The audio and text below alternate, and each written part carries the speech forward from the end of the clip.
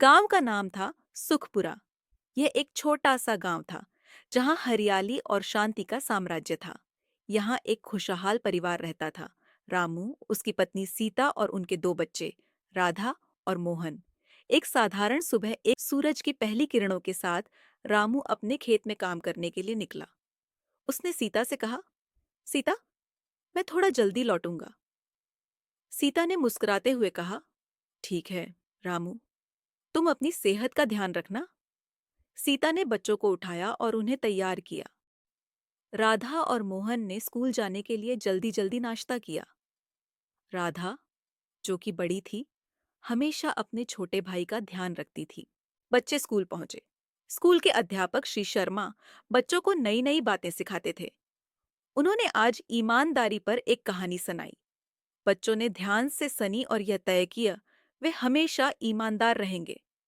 राधा ने मोहन से कहा, भाई, हमें हमेशा सच बोलना चाहिए, चाहे कितनी भी मुश्किल क्यों ना हो। मोहन ने सिर हिलाया और कहा, हाँ दीदी, मैं हमेशा तुम्हारी बात मानूंगा। उधर रामू अपने खेत में काम कर रहा था। हालांकि उसे खेती का काम पसंद था, लेकिन इस साल बारिश कम हुई थी। फसलें अच्छी नहीं हो रही थीं। उसने सोचा, अगर ऐसा ही रहा तो हमें बहुत मुश्किल होगी।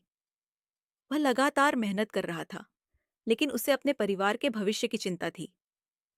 उसने तय किया कि उसे कुछ और काम करने की जरूरत है। एक दिन गांव में एक मेले का आयोजन हुआ। रामू ने सोचा कि शायद वहां कुछ सामान बेचकर पैसे कमा सके। सीता ने भी उसकी बात को समझा और कहा, ठीक है, हम मिलकर काम करेंगे। उन्होंने अपने घर के पुराने सामान को एकत्रित किया और मेले में ले गए। वहां उन्होंने अपने सामान को बेचकर अच्छी कमाई की। रामू और सीता दोनों ने मिलकर मेहनत की, जिससे उनके चेहरे पर खुशी लौट आई।